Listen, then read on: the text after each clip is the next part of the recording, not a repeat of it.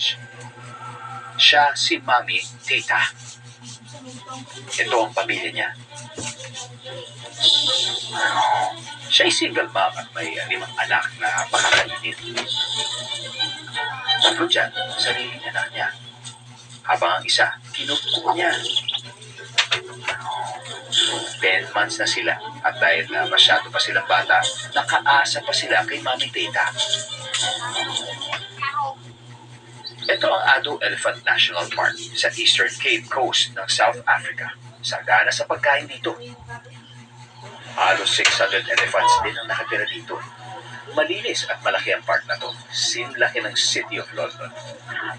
Maraming nabubuhay na herbivore sa park, pero ang mga dambuhalang kapitbahay na tulad nila ay hindi kakayanin. Tita. Warthogs, pwedeng ulamin, pero hindi uubra si Tita. Malalaki at madiskarte na sila. Yari siya sa mga malalaking pangil na yan. Mahihirapan rin siyang targetin ang kodo. Pero sa ngayon, hindi sila choosy. Lalo't 2 araw nang hindi nakakakain ang mga anak niya. Hindi ibon ang target ni Tita. Nakikinig siya dito sa damuhan. Hindi niya kailangan makita ang bibiktimahin dahil matalas ang pandinig niya.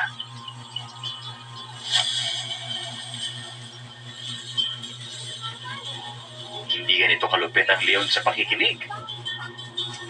Lubhang mas mabilis din si Tita kaysa sa kanila.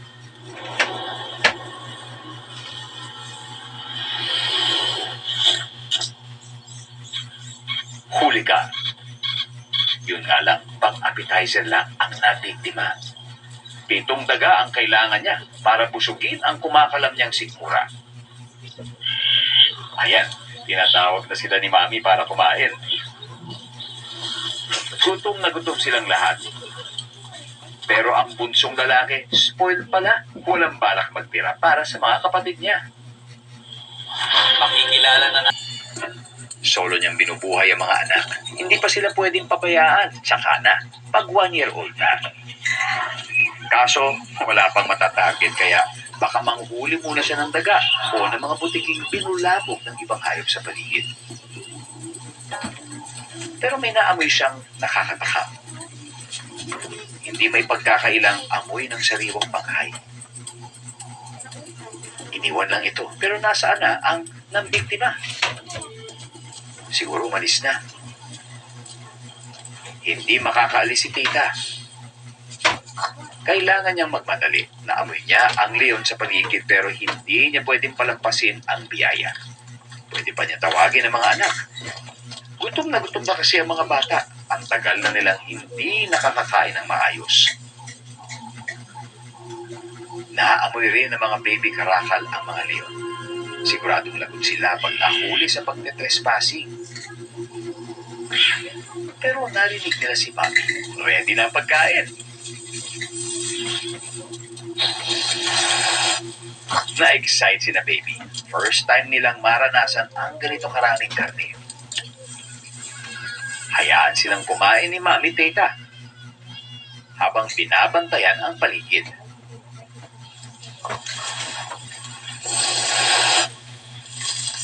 Ngayon, marami ng pagkain para sa lahat. Hindi sila sasawayin ni Mami dahil para maging independent, kailangan nilang matutong makipaglaban para makakain. Sa wakas, makakapahinga na rin si Mami Tita.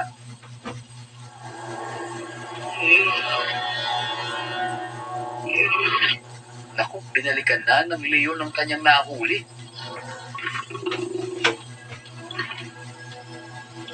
At kahit busog ang mga karakal, mabilis pa rin silang nakatakas mula sa lalaking leon.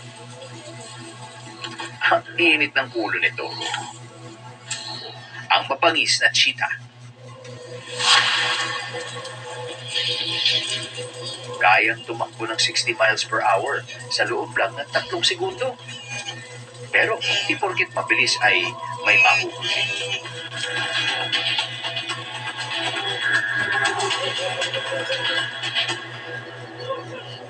40% lang kasi ang success rate ng panghuhuli ng mga cheetah. Pero walang ibang land mammal na mas bibilis pa sa kanya.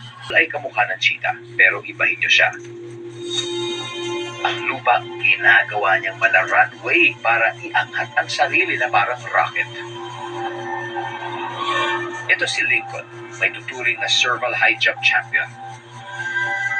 Gaya ng nakagawian, nagsimula ang araw niya sa larong cabin house.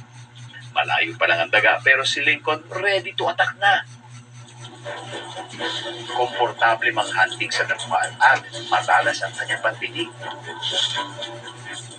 Pero sa panghuhuli ng daga, mas nakadepende siya sa ultrasonic na pandinig kaysa sa paningin.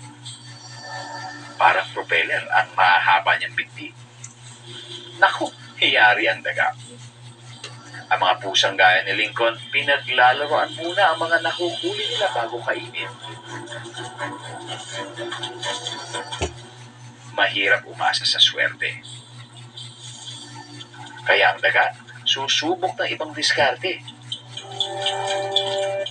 Magtatago siya, hindi gagalaw. At aasang lulubayan na siya ni Lincoln. Pero narinig ni Lincoln ang talsik ng tubig. Hindi tulad ng cheetah, nanghahanting sa tubig ang serval, pero hindi para sa daga, kung hindi sa isda. Malakas ang kutob niya, nandito lang ang daga. May gumalaw. Bingo. Mali. Isang palaka pala yun na may malagkit na lasod sa katawan. Ay, dapat hindi mo na gumalaw ang daga. Ayan, at patuloy pa rin ang taguan. Dahil desperado, magtatago ang daga sa kahoy.